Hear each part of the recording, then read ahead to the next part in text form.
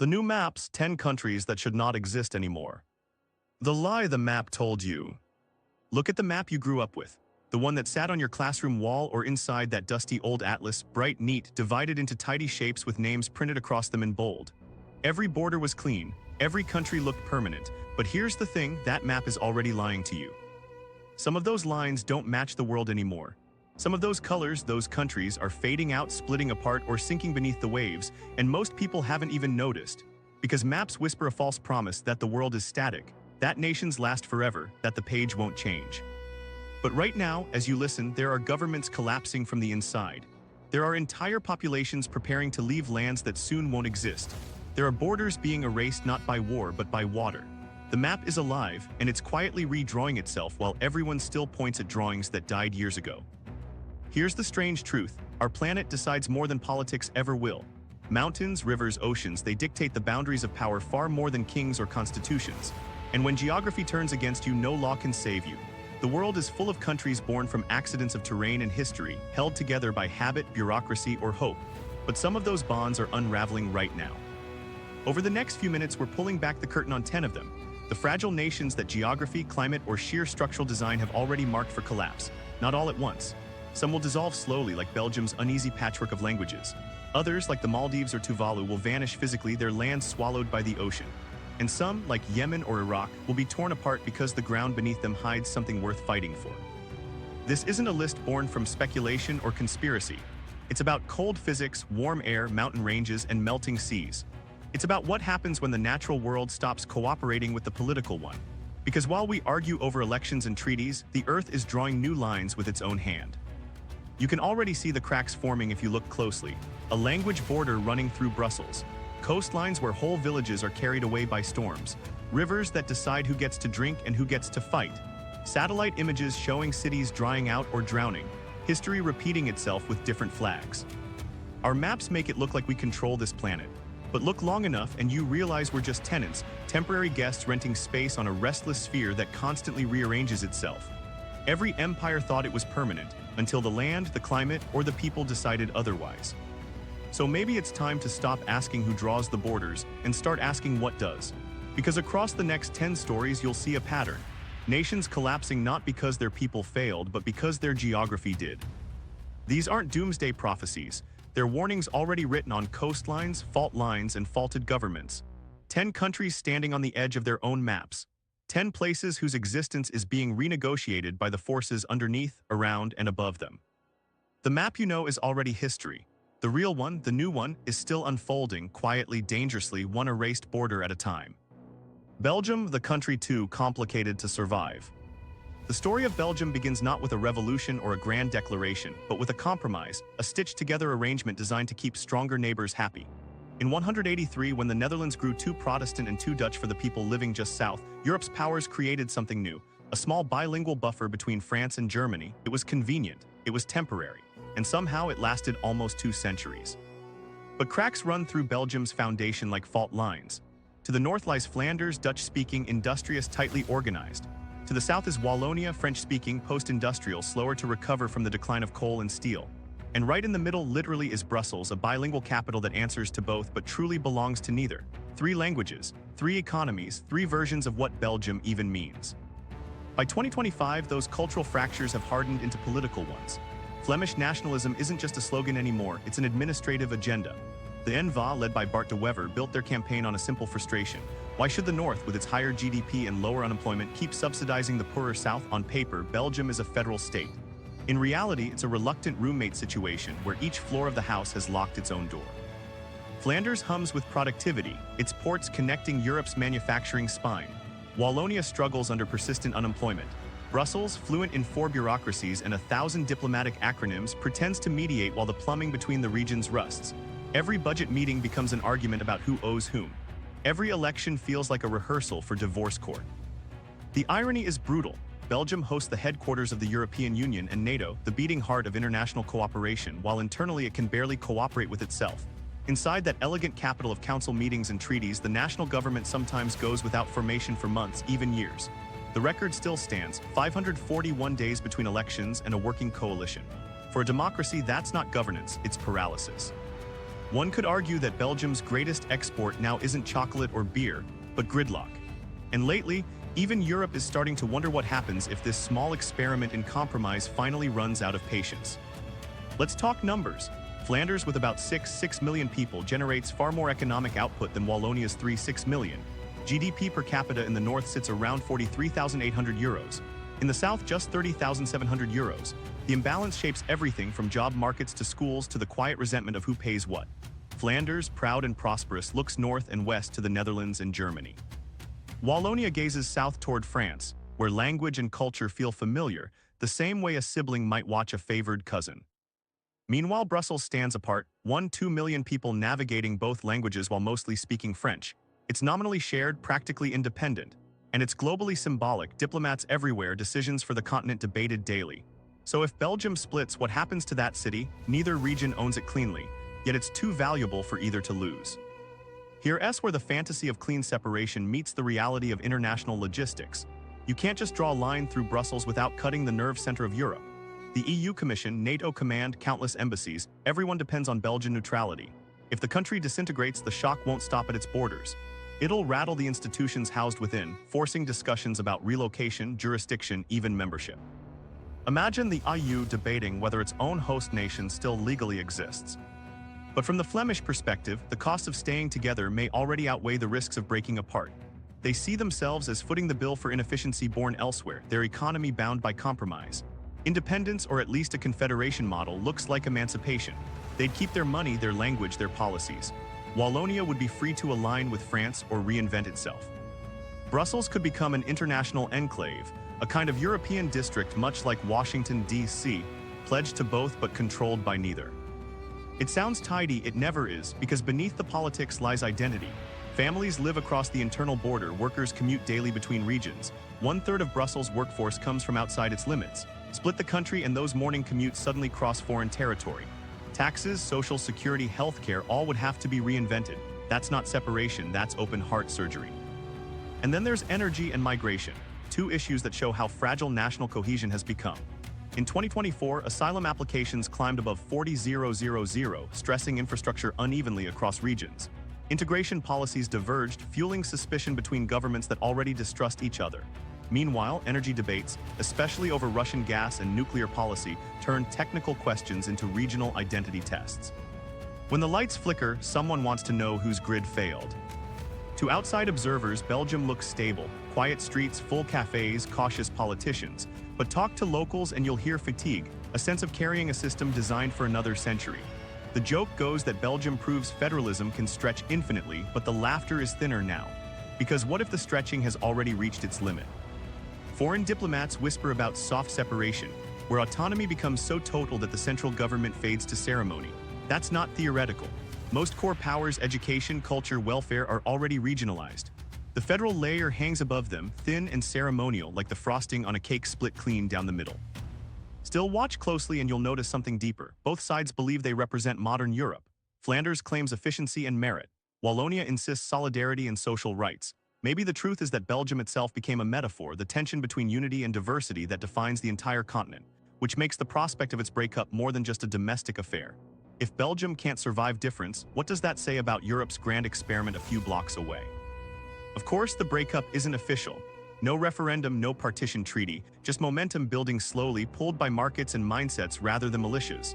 Belgium doesn't need war to dissolve. It could simply drift apart, pieces functioning independently until no one remembers when they were attached. A quiet fade instead of a violent shatter. And maybe that's how modern countries die now, not with invasions, but with spreadsheets and stalled meetings. The borders stay on paper long after meaning disappears. Flanders keeps doing business with Germany. Wallonia negotiates subsidies with Paris. Brussels remains a diplomatic island, legally Belgian, practically European. Look at the next edition of the world map. Belgium will still be there, same outline, same capital dot. But behind that line, the glue is thinning. The country that once proved compromise could hold anything together is slowly proving the opposite. And Belgium isn't the only place whose geography makes unity impossible. 847 words. Yemen, a nation split by its resources.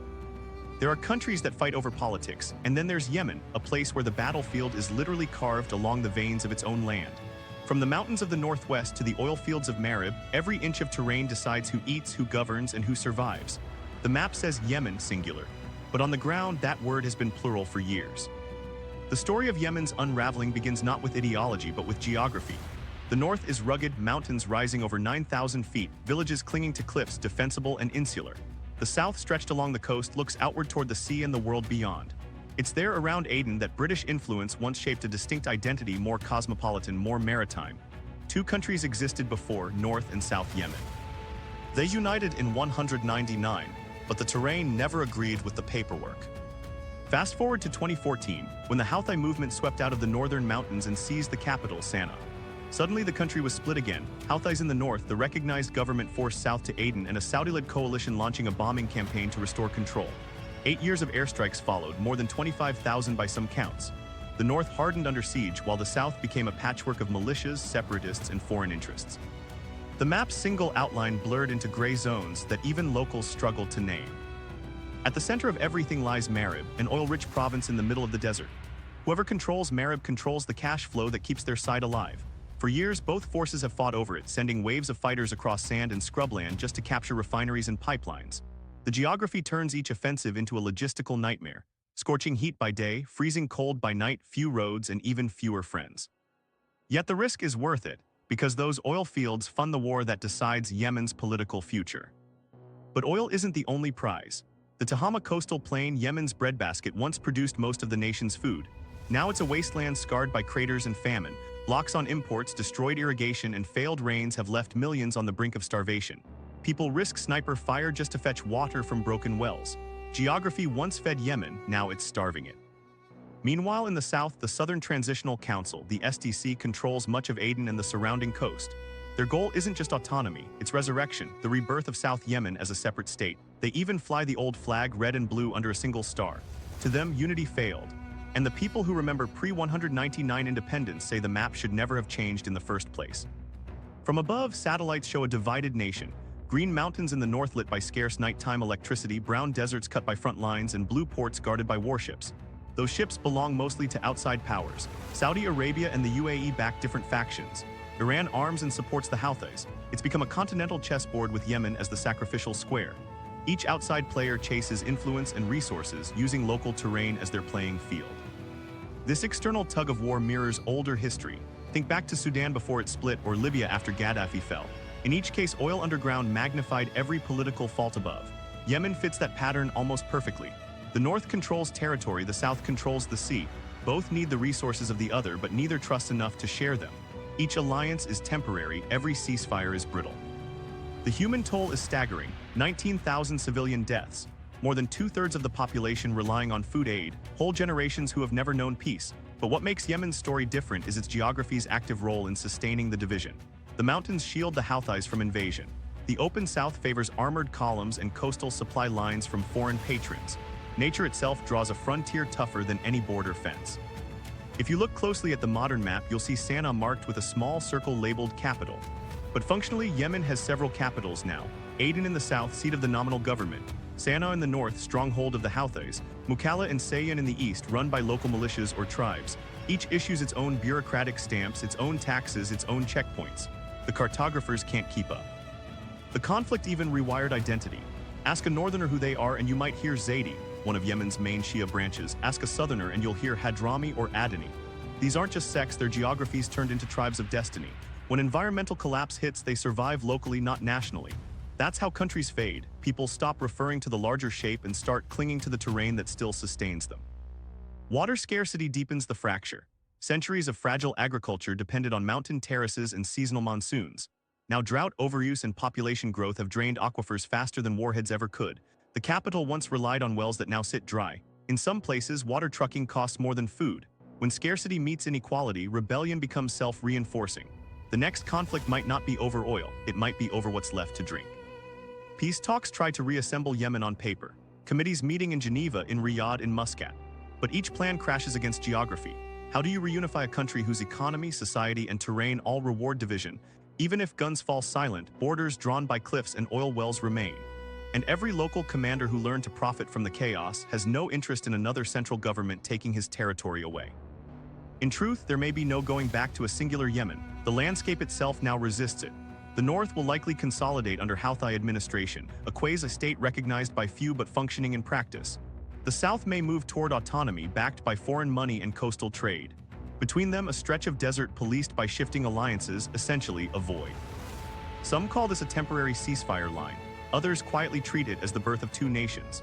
History suggests that once geography chooses, politics follows. Sudan did it, Yemen might be next. And yet, look again at that map hanging in classrooms or news reports. It still shows one bold outline labeled Yemen. The truth is harder to draw, a mosaic of mountains, deserts, and oil fields, none willing to share the same flag. So when we say Yemen might cease to exist, we don't mean its people will vanish. We mean the idea of Yemen, the single, unified state, already has. What's left are fragments chasing their own futures, divided by the same ground that once bound them together. Whether the world accepts that fragmentation or pretends the old borders can be restored will decide which map survives, the one in archives or the one now forming in sand and blood. Sudan, the state that split and might split again.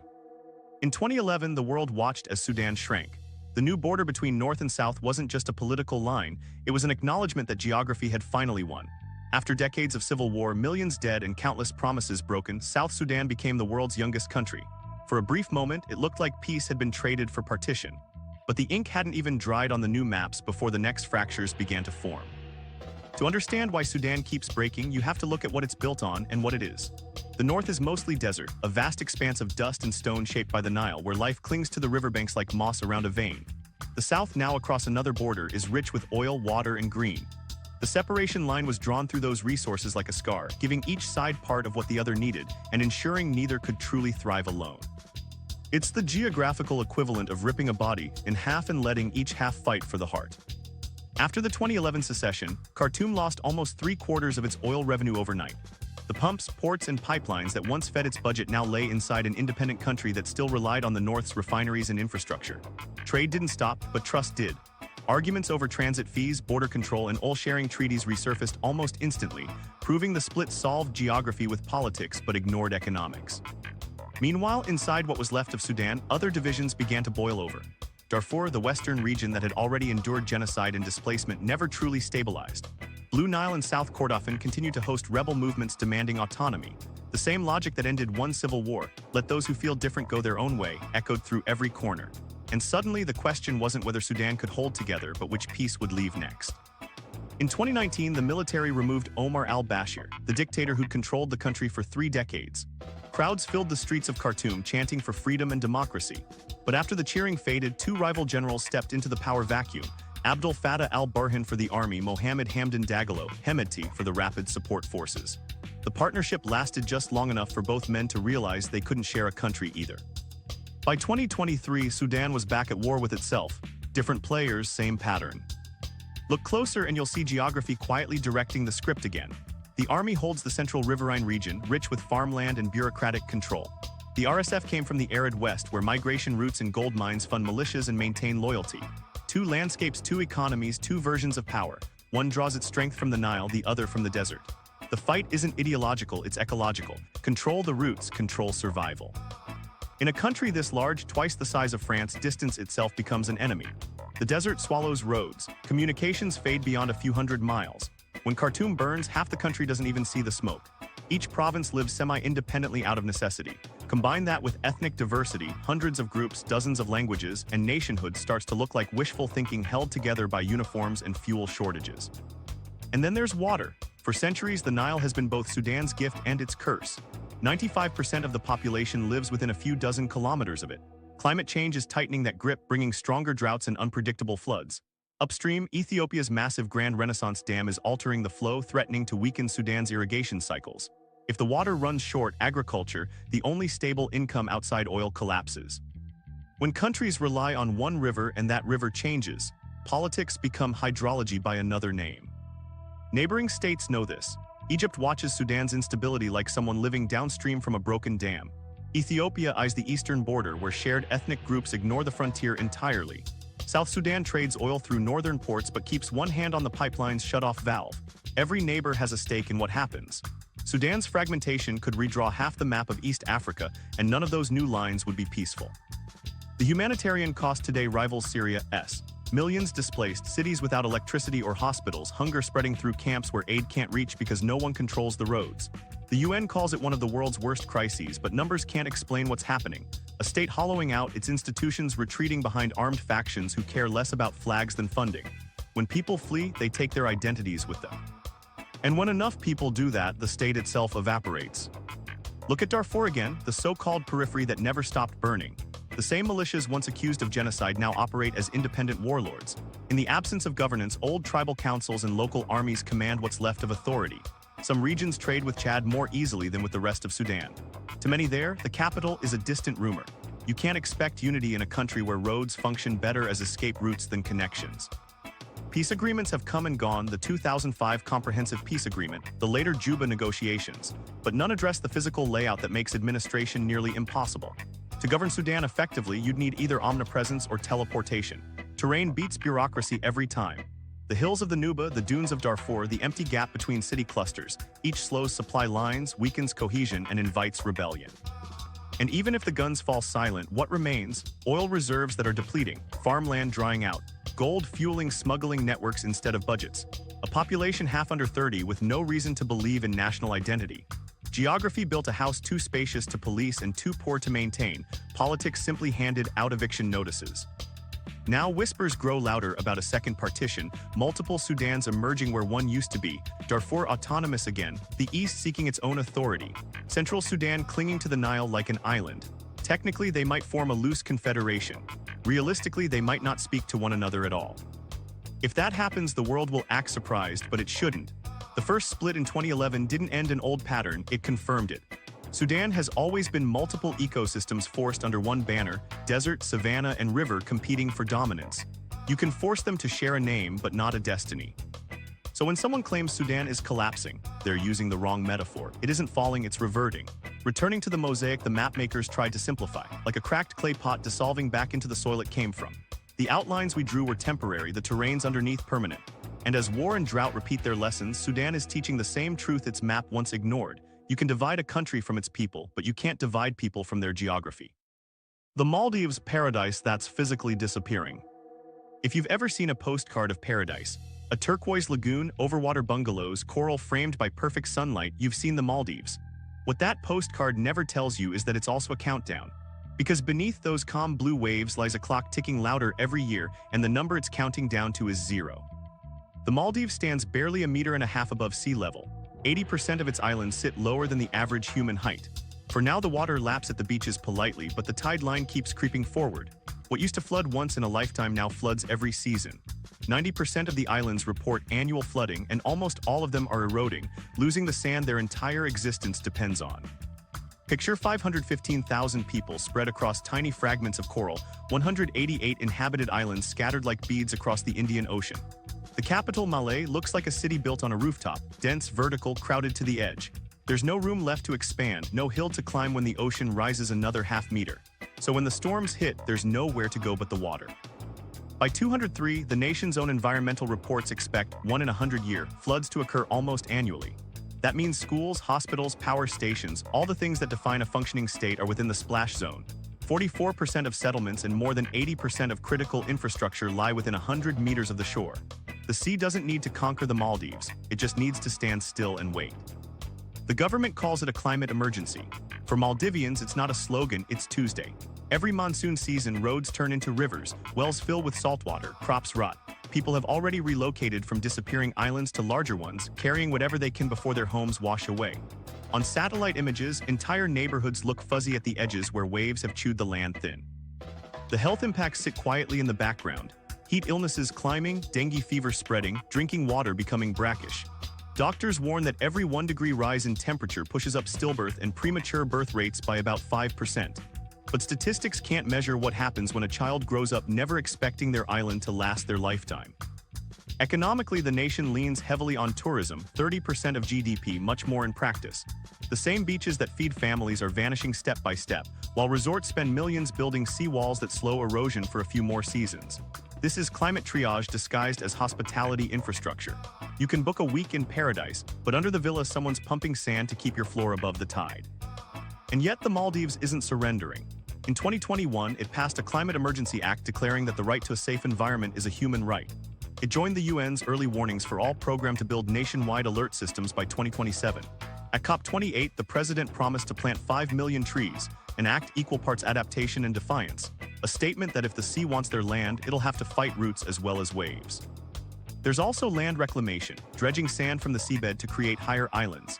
Hulhumalay near the capital is one of those artificial expansions designed to house future climate migrants from lower atolls. It's an engineering marvel, but the trade-off is brutal. Dredging damages coral reefs, the natural barriers that once protected those same islands from storms. Save people, lose coral. Save coral, lose people. Geography doesn't negotiate. Inside living rooms across the atolls, conversations have shifted from if to when. Parents debate moving their children to the capital. Others look to Sri Lanka or India, but political pride runs deep. To leave is to risk letting the sea claim victory over culture. So they keep adapting, building breakwaters, elevating houses, praying for another calm year. Still, no adaptation plan can escape the numbers. Scientists estimate that with current rates of warming, up to 95% of the islands could face complete inundation by the end of the century. For a nation with an average elevation of 1.5 meters, that's not a long horizon, it's a single generation. The government's approach mixes resilience with innovation. Officials have begun digitizing archives, land records, cultural materials, an idea borrowed from neighboring Tuvalu's concept of a digital nation. The thinking goes like this: even if the land disappears, the identity doesn't have to. A Maldivian passport, laws, and history could survive online, stored on servers long after the soil they describe sinks away. It's surreal but practical, a modern Noah's Ark made of code.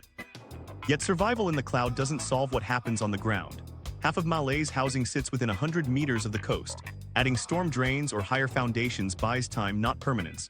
Water treatment plants sit next to the sea. A single storm surge can poison them for months.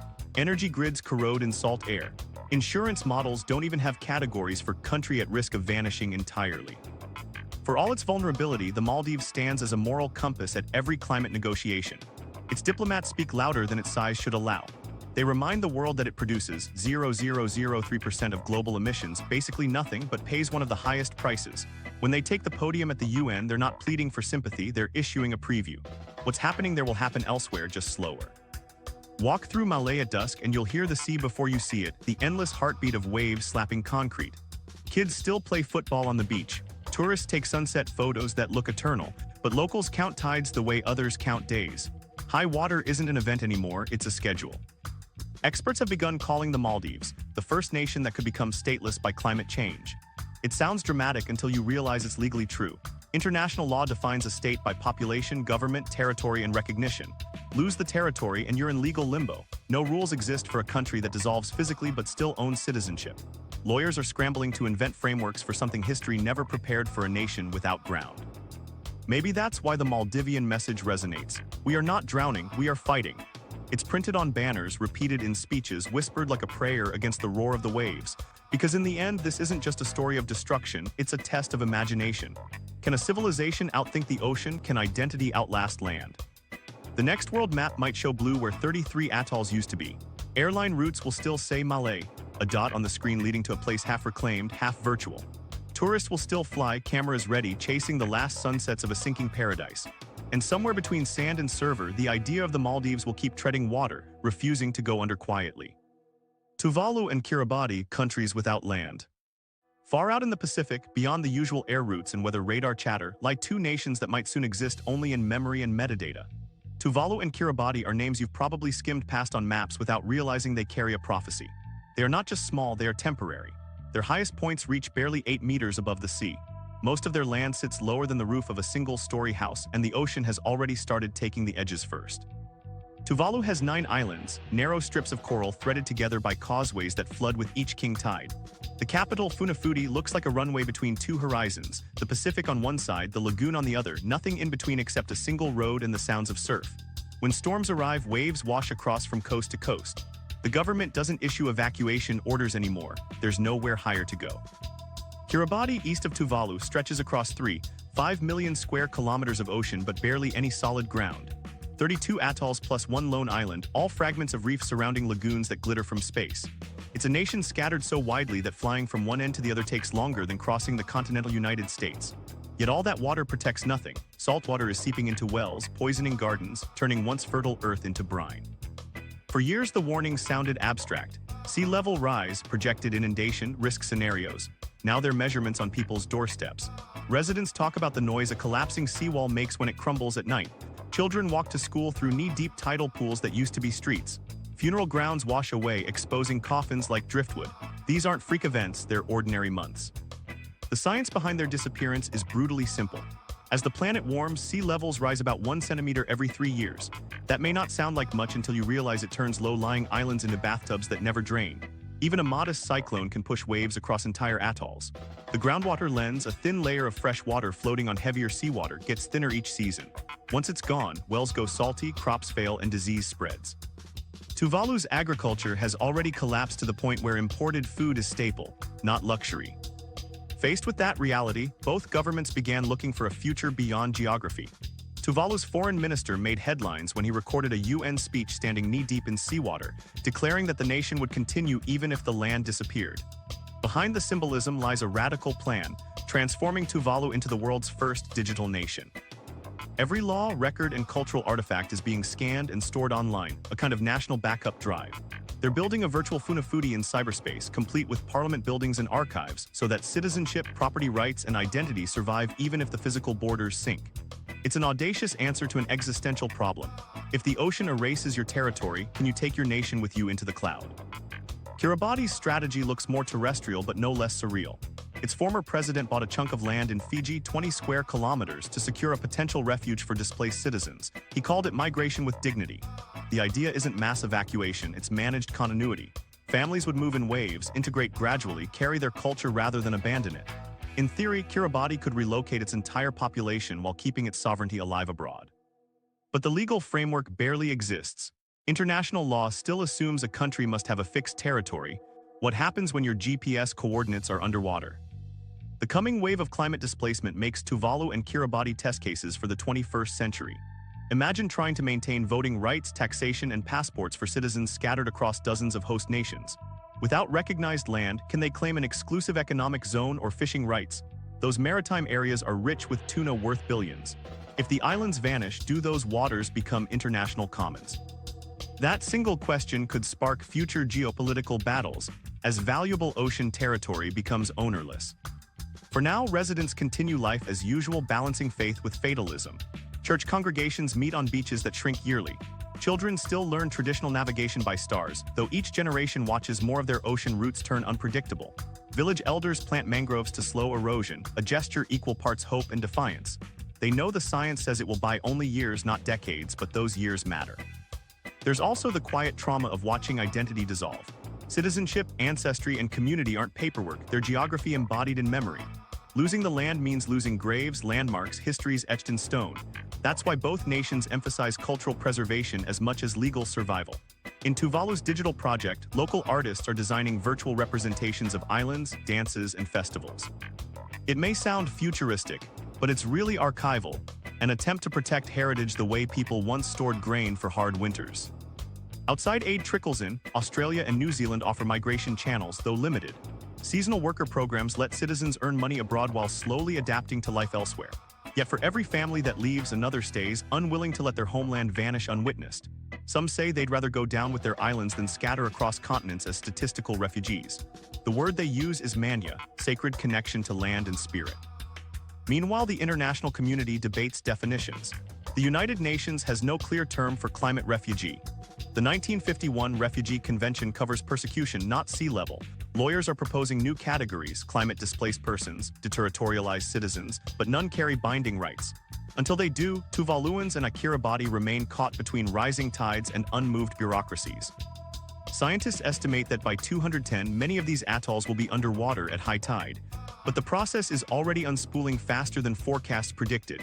In Kiribati, 2 smaller islands have vanished entirely. On newer maps, they're blank blue. Older residents refuse to update those charts, a quiet rebellion against erasure.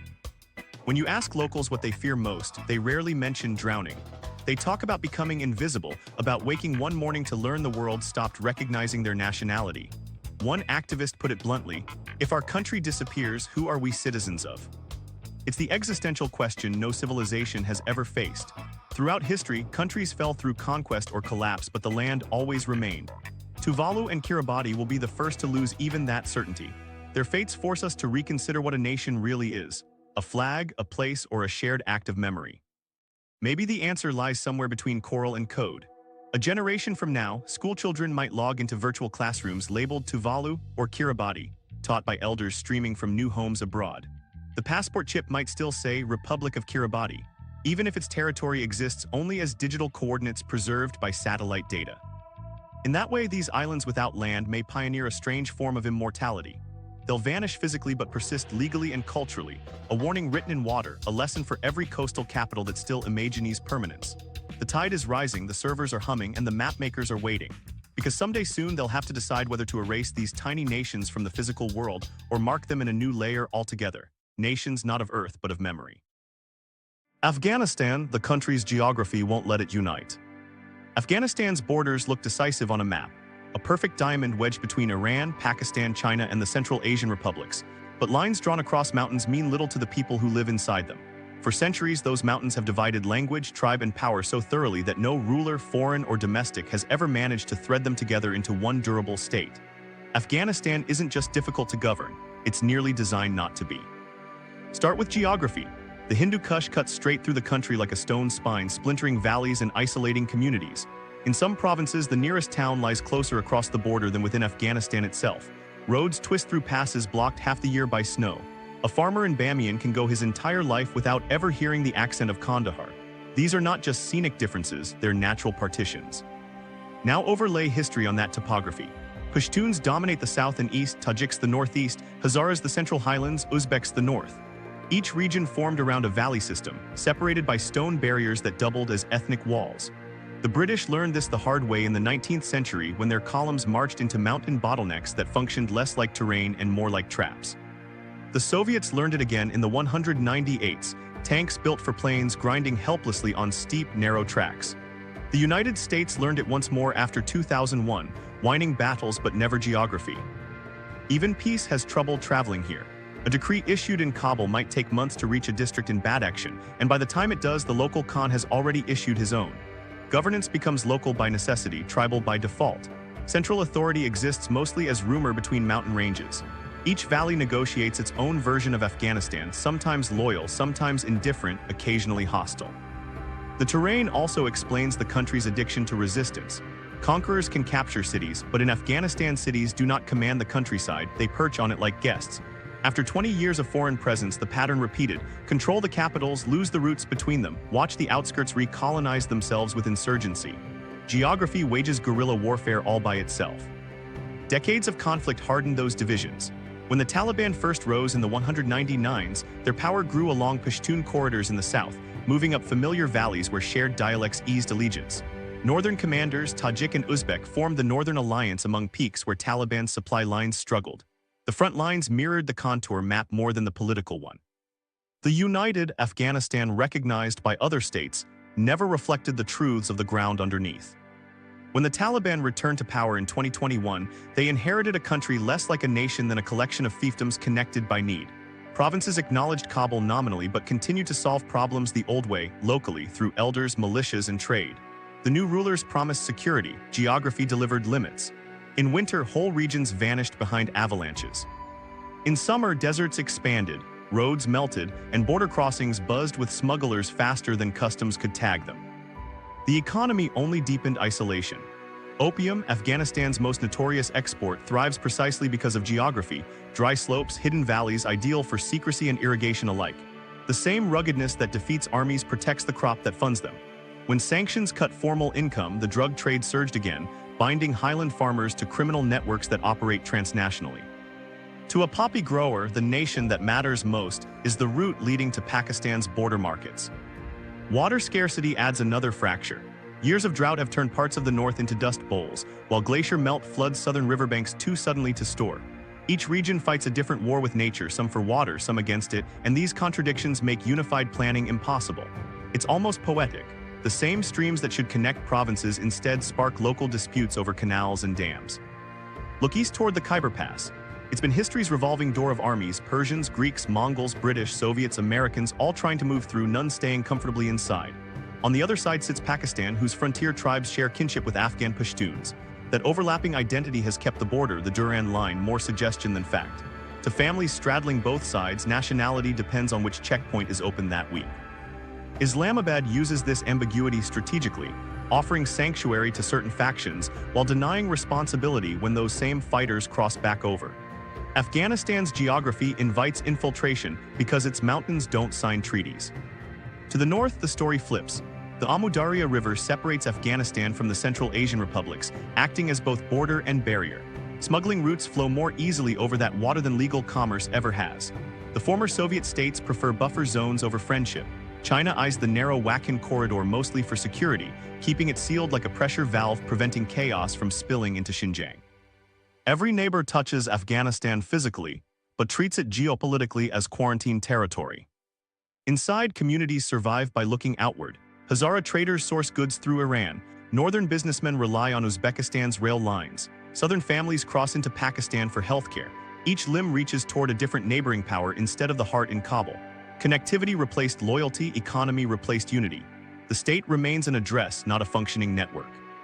Education and infrastructure projects tried to stitch it together, paved highways, new telecom towers, but even progress reinforced disparity. Where roads reached, markets flourished. Where they didn't, old hierarchies re-entrenched. The contrast built resentment, envy in the hinterlands, insecurity in the cities. 1,000 kilometers of asphalt couldn't bridge 1,000 years of divergence. Foreign powers once believed Afghanistan could act as a crossroads of trade between South and Central Asia. But crossroads require passable lanes. Afghanistan's are barricades disguised as mountains. The Heart of Asia initiative sounds poetic, yet the arteries clog each winter under snow. In many valleys, the phrase national project means outsiders arriving with promises that melt by spring. This permanence of fragmentation means the next collapse won't look like explosions, it'll look like disconnection. Districts handling their own currencies, local militias acting as customs officers, provinces taxing the same trucks multiple times before they reach the capital. Bit by bit, national authority erodes until Afghanistan functions as overlapping mini-states acknowledging Kabul the way medieval villages once acknowledged a distant king, formally, rarely, and only when convenient. The irony is that everyone believes they're protecting the country. The Taliban preach unity under religious law. Ethnic leaders claim autonomy to preserve heritage. Foreign donors advocate decentralization for efficiency. Each approach pulls in opposite directions while quoting national interest. Afghanistan becomes a paradox, a nation constantly defended yet never truly assembled. Geography ensures the cycle continues. Mountains provide hideouts, deserts, barriers, borders, ambiguity. Every attempt at centralization cracks along the same ridges, every invasion gets trapped in the same defiles. Historians romanticize Afghanistan as the graveyard of empires, but that phrase misses the point. It's not the empires that die here, it's the idea of singular control. The land doesn't kill power, it disperses it. So when you look at the Afghan outline on a globe, neat, solid, self-contained, remember it's a cartographic fiction held together by altitude and habit. The real Afghanistan is a constellation of valleys, each orbiting its own history, each stubbornly self-governing because the landscape demands it. The map shows unity. The ground insists on plurality. And as long as mountains outnumber roads, Afghanistan will remain what it has always been. A state that exists everywhere in theory and almost nowhere in practice. Iraq, the borders that never made sense. Iraq looks neat enough from space, a rectangle framed by rivers, deserts, and mountains. On paper, it's the connective tissue between the Arab world and Persia, the birthplace of civilization itself. But those straight lines drawn after World War I were never meant for the lives they contained. They were convenient strokes on a colonial map drafted in London and Paris, slicing through tribes that traded together, kin who prayed in different mosques, and oil fields no one had even discovered yet. A century later, the country still lives inside those mistakes. To grasp why Iraq keeps fracturing, start with where the ground breaks at first. The north rises into Kurdish highlands, a fortress of hills and language that even Saddam's armies couldn't flatten. The center turns open and sunburned, home to the Sunni Arab tribes who once ran caravans across Mesopotamia's plains. Down south spreads the delta of the Tigris and Euphrates, the Shia heartland glimmering with oil below and holy cities above. Those zones aren't lines you can see, they're entire worlds that overlap only awkwardly, like puzzle pieces forced together by imperial impatience. When British cartographers built Iraq out of 3 Ottoman provinces, Mosul, Baghdad, and Basra, they created a single state that united groups sharing almost nothing except resentment over who got to rule. For decades, that resentment was managed by force. The Ba'ath Party, then Saddam Hussein, maintained unity through fear. Purges in the north, subsidies in the south, a police state in the middle. But when that fist opened under the weight of the 2003 invasion, everything long suppressed rose again. What looked like liberation quickly turned geographical. The north stabilized under Kurdish autonomy, the center exploded with Sunni insurgencies, the south rallied around Shia militias. The map said Iraq, the ground began saying otherwise. The oil beneath those regions only sharpened the split. Most reserves lie in the Shiite south and Kurdish north, the Sunni center has the least.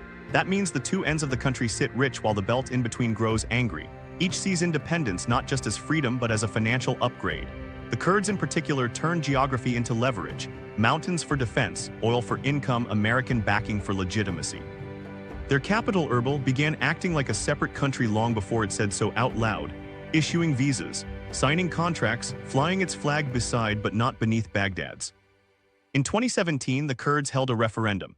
92% voted for independence, a result celebrated with fireworks and condemned by nearly everyone else.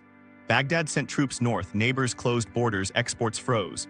Within weeks, Kurdish leaders retreated from dreams of statehood, but the symbolic line was drawn deeper. One Iraq on paper, two modes of existence in practice. The Kurdish region still governs itself, writes its own investment codes, and teaches its own history. Geography protects it, the mountains stand guard while oil pays the bills. South of Baghdad, the Shia majority commands territory dense with shrines and energy wealth. Cities like Basra pump oil that funds most of the national budget, yet power outages and dirty water spark riots year after year. Locals call it a rich province starving in the dark. They watch tanker ships depart loaded with crude while their own streets flood with sewage. In response, militias tied to clerics and foreign patrons fill the vacuum, carving the region into fiefdoms. Iran moves through these networks smoothly, supplying, advising, shaping. Its border isn't visible on the map, but influence radiates across it daily like heat. Then there's the Sunni corridor, stretching west to the Syrian frontier across barren Anbar province. It's Iraq's emptiest space, but also its most fought over. The Islamic State seized that void in 2014, exploiting Sunni alienation and geography's gift of open desert for maneuver. Town after town fell because the terrain favored whoever arrived first and fastest. The campaign to reclaim them took 3 years and leveled entire cities, erasing not just militants but livelihoods. Even after victory, reconstruction drags, unemployment and distrust remain. The state returned militarily but not meaningfully. Each of these zones has its own sponsors now, Turkey with the Kurds, Iran with the Shia factions, remnants of Gulf funding drifting into Sunni politics. Foreign capitals shape local decisions more than Baghdad does. It's not conspiracy, it's geography again. Iraq sits between powers that see it as buffer and opportunity. The same sand that buried empires now swallows sovereignty grain by grain. Look at Iraq's rivers. The Tigris and Euphrates once made the land fertile, earning it the mythic name Cradle of Civilization. Today, upstream dams in Turkey and Syria throttle the flow. Water tables collapse, farmers abandon date palms centuries old. In the south, salt intrusion poisons farmlands. Environmental collapse while oil wealth pools in private hands. What better recipe for revolt, geography gives than takes away? Baghdad, caught in the middle, governs by balancing catastrophe. It passes budgets that depend on oil prices it doesn't control, distributes ministries as political spoils, and pretends that provincial borders mean more than sectarian ones. Each election promises unity, each coalition forms along the same old divides. Even the green zone, walled and guarded, resembles a micro-state within the capital, safe, subsidized, and detached from the rest. The rest of Iraq continues in informal autonomy. Armed groups policing checkpoints, tribes collecting taxes, clerics mediating justice. Talk privately with diplomats and they'll admit it. The three-state scenario isn't hypothetical anymore. A northern Kurdistan effectively sovereign, a southern Shia sphere orbiting Tehran, a Sunni West anchored to whoever guarantees survival. The arrangement already functions, all that's missing is official acknowledgement. The irony is that such fragmentation might bring stability of a cynical sort, each area minding its own chaos. Political scientists call it soft partition. Ordinary Iraqis call it exhaustion. Still, there's an undercurrent the headlines miss.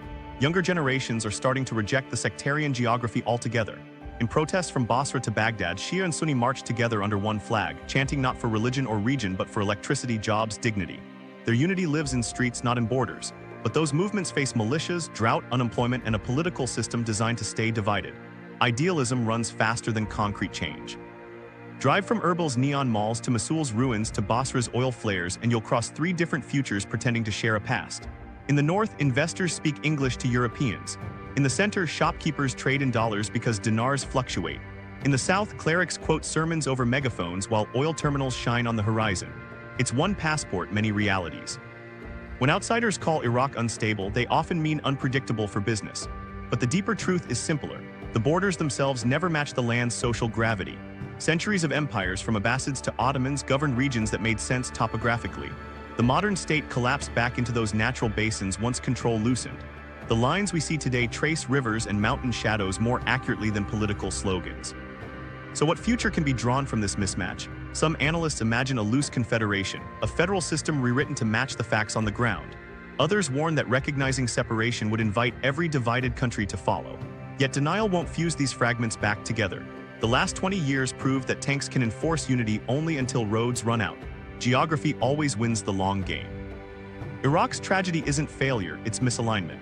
A nation built on borders that ignored the landscape, powered by resources unevenly shared, sustained by loyalties older than the state itself. The Euphrates might dry, the oil might deplete, but the fractures will remain until the map admits what the Earth already knows. Someday, textbooks may list new names where Iraq once stood. And perhaps then, finally, the borders will make sense, not to cartographers, but to the ground beneath them. Haiti, when collapse becomes permanent. From orbit, Haiti looks like half of a single island, a dark, mountainous wedge sharing a border with the greener Dominican Republic. Same landmass, same weather patterns, but zoom in and you see two worlds separated by more than a line. On one side, forests, rivers, export crops. On the other, exhausted hills bleeding soil into the sea. That border marks one of the starkest contrasts on the planet, and it tells you almost everything about why Haiti keeps breaking. Centuries of exploitation stripped the land bare. The French cleared the forests for sugar and coffee, shipping what wealth existed overseas while the soil eroded down the mountainsides. By the time Haiti fought its way to independence in 1804, the world's first black republic, most of its ecological inheritance was already gone. The revolution won freedom but left a country with almost no infrastructure and enemies on every horizon.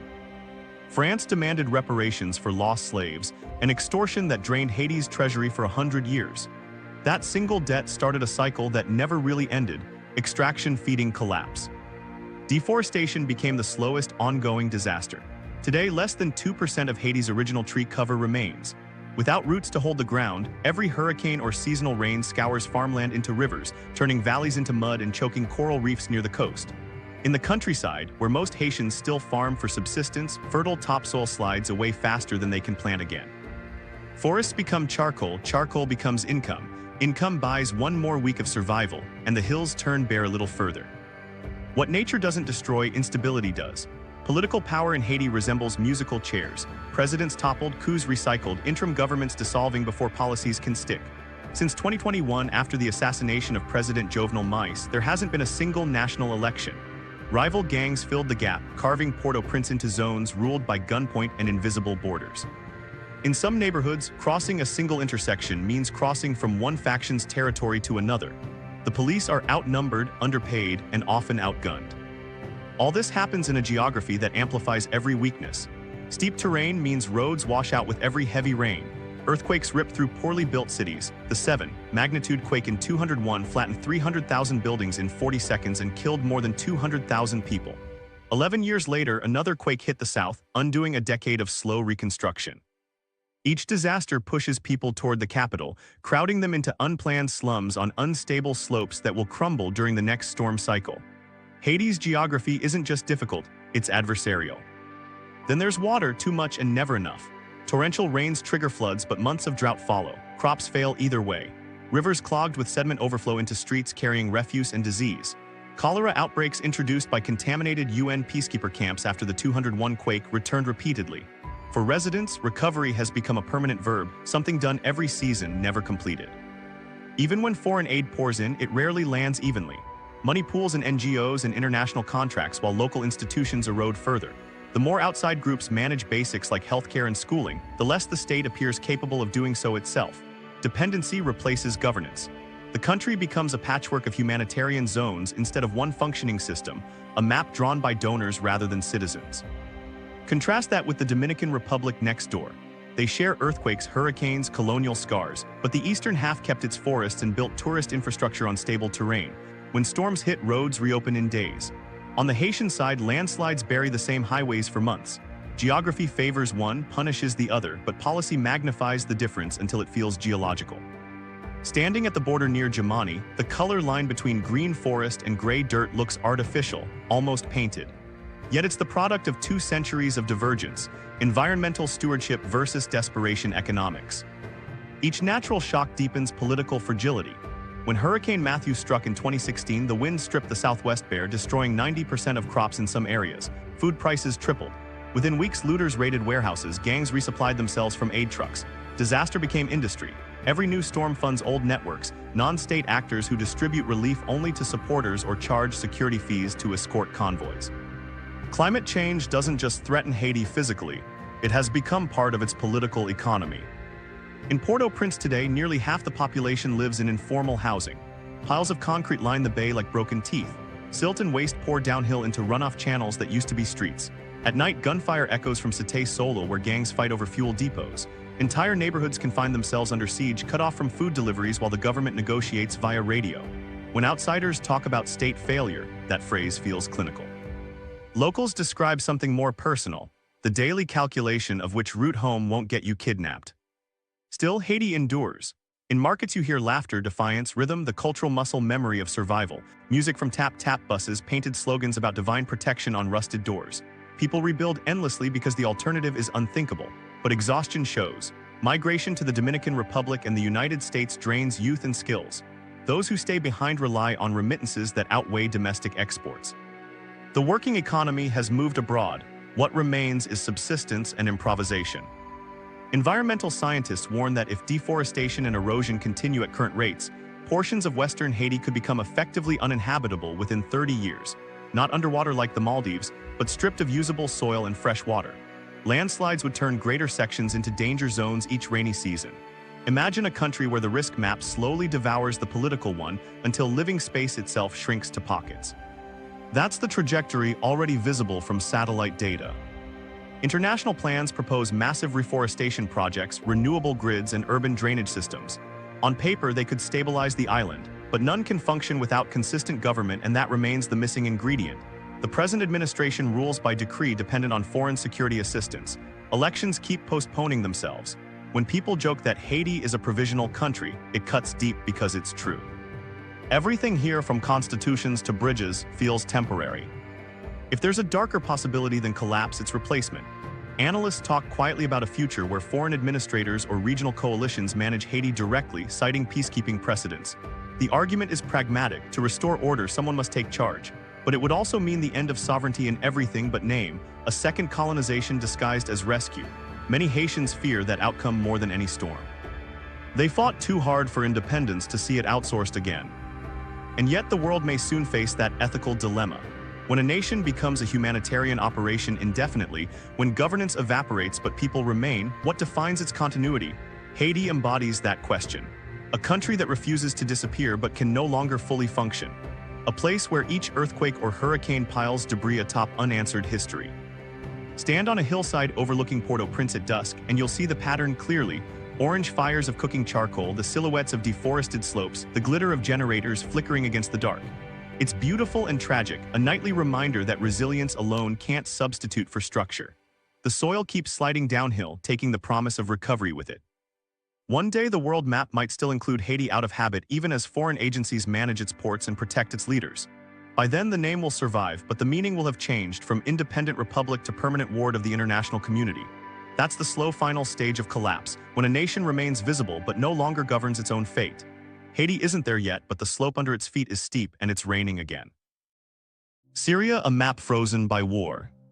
For more than a decade, Syria has existed like a photograph that refuses to update. The borders are still there, the flag still flies, but what lies beneath is a patchwork frozen somewhere between past and aftermath. Once, the country was called the beating heart of the Arab world. Now it's a mosaic glued together by ceasefires, checkpoints, and competing maps. You can cross from one province to another and enter what feels like a different state, each with its own rules, its own army, its own currency of survival. The war officially began in 2011 with protests, but the geography had been plotting its own revolution long before. The fertile west from Damascus to Aleppo was where power concentrated, watered by the Barada and Orontes rivers, blessed with cropland and trade routes. The east stretched into desert, thinly populated and largely ignored until oil was found there. In between ran fault lines of climate and class. When drought struck the countryside in the late 200s, whole farming families abandoned their land and crowded into cities, straining resources already hoarded by a small elite. That migration created a social powder keg waiting for a spark. When the fighting ignited, geography decided who held the matches. Assad's forces gripped the corridors between the West's major cities and the coastal range where his Alawite base lay secure. The opposition spread through the dry interior, capturing towns threaded along highways like beads on a string. The Kurds entrenched themselves in the northern belt, their territory connected by the Euphrates and protected by difficult terrain. The desert tribes in the east, living near Syria's main oilfields, chose whichever side promised fuel and food. Within months, the national map began to shred. By 2015, satellite images showed 4 Syrias, one loyal to the government, another ruled by Islamist rebels around Idlib, a third Kurdish-administered and steadily expanding, and across a gash of desert, the black banner of the Islamic State rising and falling with terrifying speed. Each territory printed its own documents, taxed its own roads, broadcast its own laws. This was not civil war so much as geographic filtration, the landscape sorting the population into zones of control that followed rivers, mountains, and motorways more precisely than any ethnic chart ever could. Foreign powers saw opportunity in that fragmentation. Russia stepped in from the air to preserve the regime's coastal holdings. Turkey crossed the northern border to build a buffer against the Kurds. Iran drilled tunnels and roads for militias linking Damascus to Lebanon's Hezbollah network. The United States worked with Kurdish forces to crush ISIS in the east, leaving an arc of American-backed enclaves straddling the Iraqi frontier. Where their spheres touched, firefights flickered like static on a broken signal. The world had turned Syria into a laboratory of simultaneous interventions, each freezing a section of the map in place.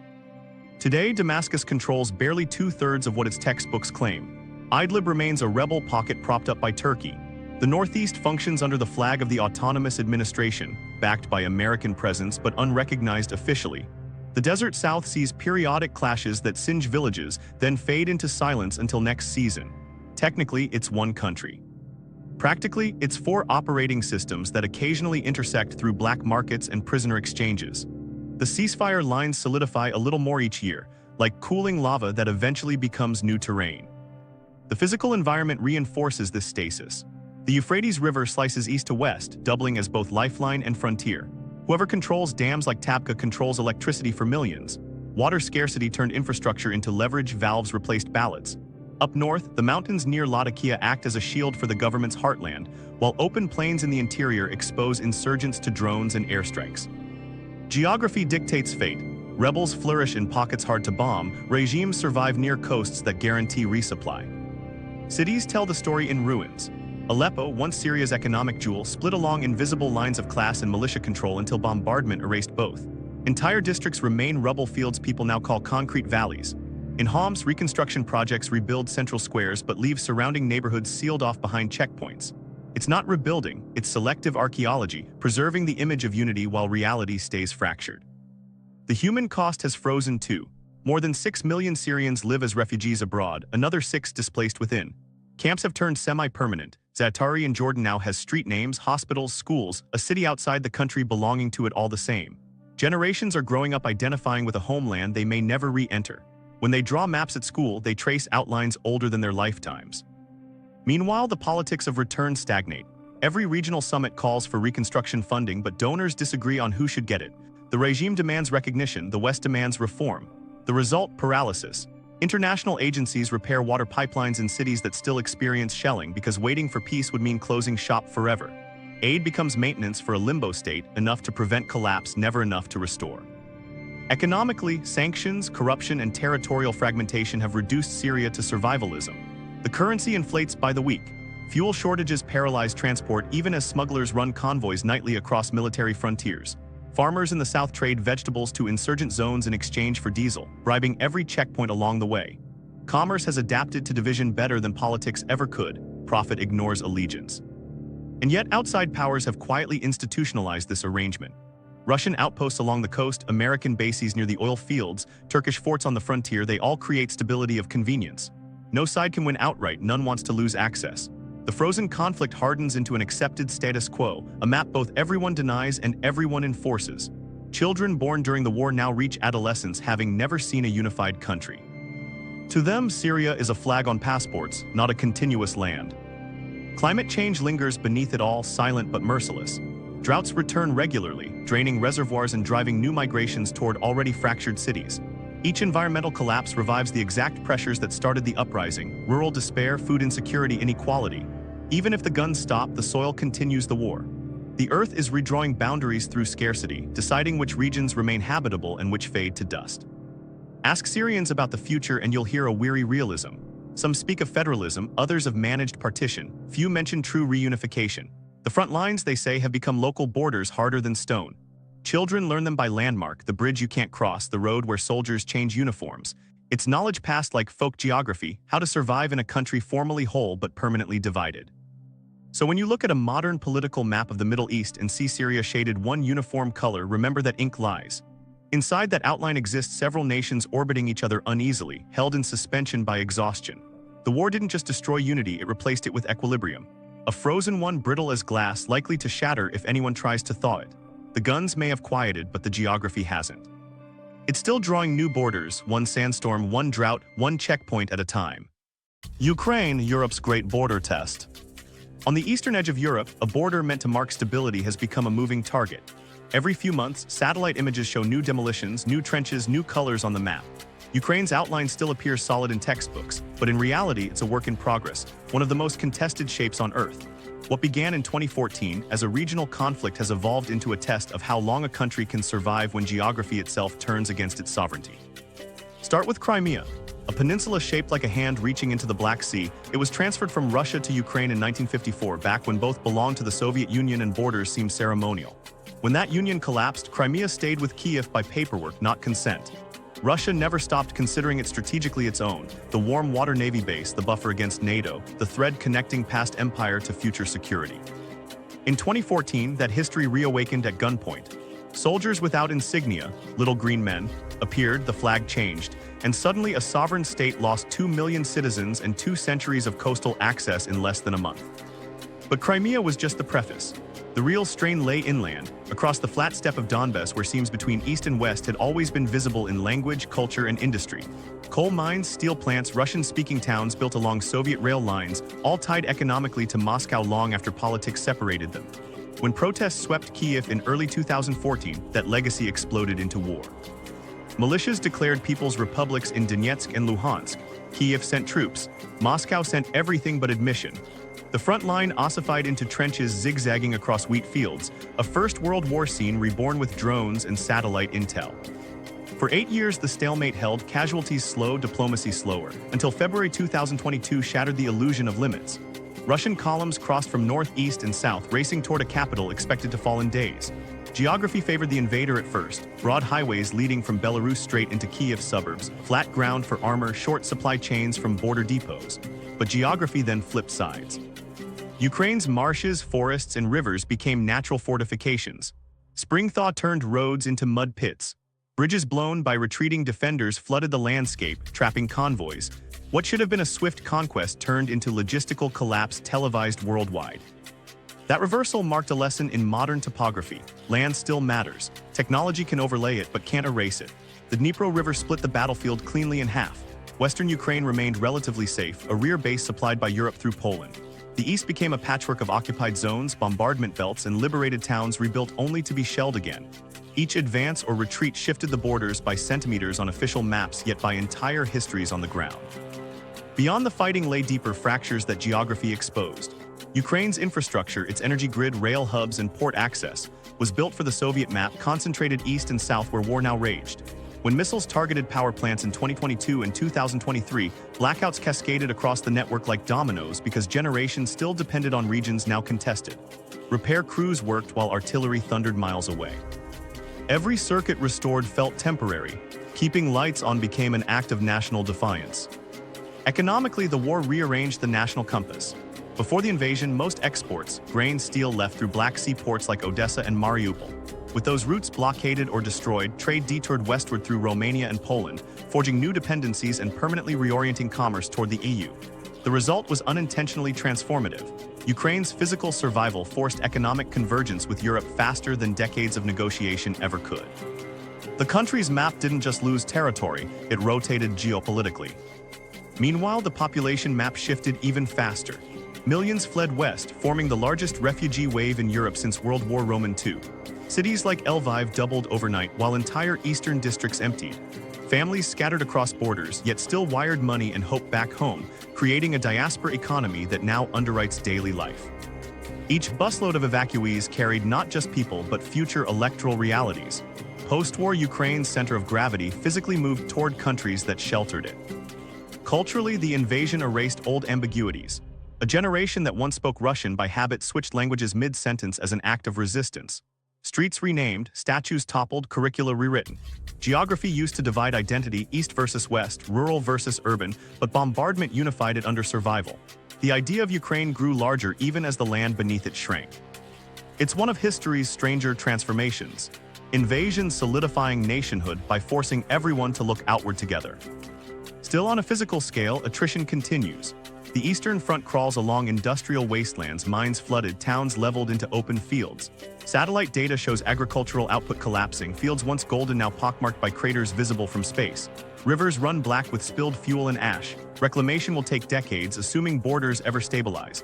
And yet, amid destruction, the human grid adapts. Village schools operate in basements. Farmers sow between shell holes. Cartographers update maps monthly but still lag behind reality. The geopolitical implications stretch far beyond those front lines. Energy corridors, grain routes, refugee pathways, they all reshape Europe's internal geography. Rail links expanded through Poland to handle exports, pipelines rerouted through Slovakia, NATO presence thickened along the alliance's eastern edge. The border once known as Europe's fringe became its hinge. Every kilometer of regained or lost ground in Ukraine now recalibrates military and economic balances across the continent. On Russia's side, geography dictates its obsession. Without Ukraine, Russia's western flank lies exposed across open plain all the way to Moscow. With it, they gain depth, coastline, and control over warm water access through Crimea. The struggle isn't only ideological, it's spatial survival centuries old. Empires may fall, but their vulnerabilities remain carved into terrain. Look ahead and you can see multiple possible maps forming in ghost outlines. One where Ukraine restores its pre-2014 borders, a triumph requiring exhausted allies and impossible luck. Another where lines freeze roughly where armies stand, creating a new iron curtain through river valleys and minefields. Or a more complex one where reclaimed territories coexist with occupied enclaves indefinitely, a paradox that forces the world to accept ambiguity as permanence. Each scenario carries global ripples: food shortages when ports close, inflation when energy supplies shrink, shifting alliances as neutral states pick sides. Ukraine has become Europe's stress test for the 21st century, the question of whether borders drawn in another era can withstand modern pressure. The front may be local, but the fault lines run continental. And through it all, ordinary Ukrainians rebuild and replant, insisting on normalcy amid absence. Train stations play classical music between air raid sirens. Weddings happen in underground shelters. Farmers paint tractors in camouflage. Life, stubbornly topographic, adapting to whatever version of the country exists that day. So the next time you glance at a map and see Ukraine shaded neatly in yellow, remember what that color hides. A living experiment in endurance where territory, identity, and time itself refuse to align. The map once claimed certainty, now it represents motion, a border forever being drawn, erased, and redrawn by the very people standing upon it. 1,500 kilometers of uncertainty, each meter paid for twice, once in history, once in blood. The new maps. So now you've seen it, the quiet undoing of the world's simplest illusion, that countries are permanent. The globe on your desk looks calm, its colors solid, its borders clean. But beneath that printed certainty lies restlessness. Belgium stretching apart under language and economics. Yemen bleeding across deserts it can't feed. Islands like the Maldives, Tuvalu, and Kiribati shrinking each monsoon. Afghanistan and Iraq trapped inside borders that fought their geography from day one. Haiti hanging on through exhaustion, Syria divided by exhaustion, Ukraine still rewriting itself in real time. Together, they reveal the same pattern. Maps age faster than ink dries. Humanity keeps trying to freeze motion, to pin rivers, carve mountains, silence tides. We draw lines for control, but the planet erases for balance. Sometimes gradually with droughts and erosion. Sometimes violently through wars that are only geography arguing by louder means. Every collapsed empire, every fallen capital, every renamed province fits the same story. Nature sets the stage, humans mistake it for scenery. Look closer and you'll see how environment silently writes destiny. A drying river shifts farming and sparks migration. An oil field hides beneath a tribal frontier. A coastline erodes until the legal definition of nation dissolves offshore. The pattern isn't political failure, it's physical inevitability. Governments only survive as long as their surroundings cooperate. When land stops agreeing, law follows. That's why the next century won't redraw borders mainly through treaties but through temperature, rainfall, and sea level. Climate will dictate citizenship as decisively as wars once did. Some nations will disperse instead of disappear, their existence scattered across servers, embassies, and diaspora apartments. Others will fragment into micro-states held together by wires more than roads. The new atlas won't look like conquest or collapse. It'll look like adaptation mapped in real time. But here's the paradox. Even as nations vanish, connection expands. A Maldivian speaking in exile can livestream parliament from another continent. A Belgian firm can operate across 2 potential future countries without crossing a customs gate. Ukrainians displaced across Europe still vote digitally for a government based in a city under shelling. Sovereignty is turning fluid, not ending. Yet through that fluidity runs a warning. Each erased line carries lives, languages, and memories. Borders may shift, but loss stays cumulative, heritage drowned, streets renamed, identities blended until history forgets where one story began. The old map gave us comfort, knowing where things started and ended. The new one offers only movement. Navigating it requires letting go of that illusion of fixedness we were taught to trust. So when you glance again at the bright rectangles and curved outlines in any classroom atlas, remember they're snapshots, not guarantees. The world underneath them doesn't care for our geometry. Mountains will outlast parliaments, oceans will vote last and loudest. Everything else is temporary paperwork. Maybe the real challenge isn't drawing new maps, but learning to live inside changing ones. To see territory as conversation rather than conclusion. To accept that permanence was always a story we told ourselves to feel safe on shifting ground. Because somewhere right now another border is blurring. Another flag is fluttering over fields half claimed by the sea. Another nation whispers its own name, wondering how much longer it will sound the same. The map you memorized in school isn't wrong, it's unfinished. The lines were never final, they were chapters in progress. The planet's pen is still moving, and if you want to know what it's writing next, don't look at the colors, listen to the ground beneath them. Subscribe, stay curious, and keep your eyes on the edges of the world, because that's where the next countries and their stories are already forming.